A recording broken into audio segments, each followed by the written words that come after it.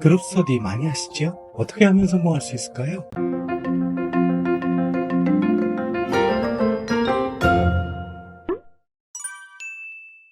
안녕하세요. 보통은 채널의 홍성민입니다. 오늘은 그룹 스터디 이야기를 하고자 합니다. 그룹 스터디 많이 하시죠? 어떻게 하면 성공할 수 있을까요? 그룹 스터디는 혼자서 공부하기 어려운 상황 또는 성격 또는 공부할 양이 많아서 나눠서 하는 것이 효율적인 상황에서 선택하는 학습의 한 방법입니다.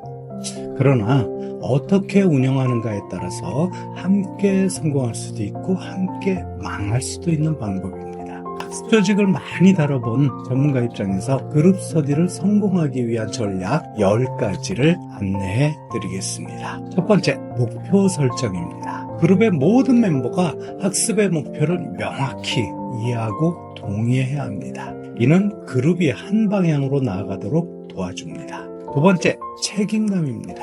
각 멤버는 자신의 역할에 대한 책임감을 가져야 합니다. 이는 자신뿐 아니라 그룹 전체의 성공을 위해서 중요합니다. 세 번째, 상호 존중입니다. 모든 멤버의 의견을 존중하고 다른 사람의 관점을 이해하려고 노력해야 합니다. 필요할 때는 의사결정의 과정을 거치지만 결정 후에는 모두 이를 따라야 합니다. 네 번째, 그라운드 룰입니다. 시작할 때는 서로 존중하며 책임감도 갖고 시작을 합니다. 그러나 모든 사람들이 내 마음 같진 않지요. 그래서 시작할 때 멤버들의 의견을 수렴해서 규칙을 만드는 것이 필요합니다. 이는 갈등이 생겼을 때 특히 효과를 발휘하게 됩니다. 다섯 번째, 피드백을 공유하는 것입니다. 서로에게 피드백을 주고받는 것은 학습 과정을 향상시키는 데 도움이 됩니다. 다만 부정적인 피드백은 별 도움이 되지 않을 수 있습니다. 또 감정이 상할 수도 있겠죠. 가능하면 긍정적으로 개선하기 위한 피드백을 하는 것이 필요합니다. 여섯 번째, 질문하기입니다. 이해하지 못하는 부분이 있다면 주저하지 말고 질문해야 합니다. 이는 그룹 내에서 학습을 촉진시키고 또 목표에 한 걸음 더 다가가는 과정입니다. 일곱 번째, 정기적인 모임입니다. 그룹 스터디는 반드시 정기적으로 모여야 합니다. 이는 그룹의 일관성을 유지하고 또 멤버들이 계속해서 학습하도록 돕습니다. 여덟 번째,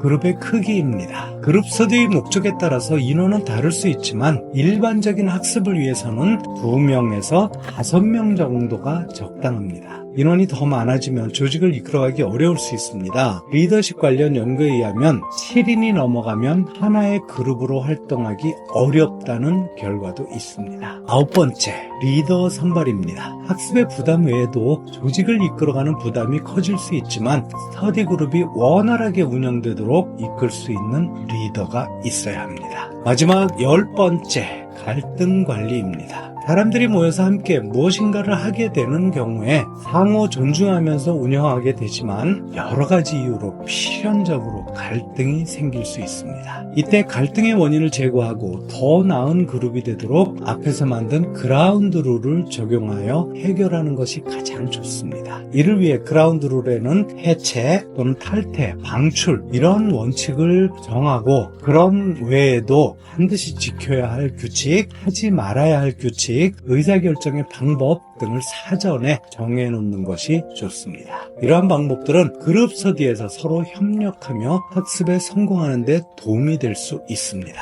그룹 스터디는 개인적인 학습을 보완하고 일정에 따른 성과를 만들며 역할에 따르는 자신의 책임성을 강화합니다. 또 다양한 관점을 제공하고 학습 경험을 풍부하게 만드는 좋은 방법입니다. 또한 그룹 스터디 그룹이 성공하는 가장 큰 원리는 그룹의 멤버에게 큰 도움이 되는 것입니다. 여러분의 스터디 그룹이 성공하기를 빕니다. 지금까지 소통연 채널의 홍성민이었습니다. 고맙습니다.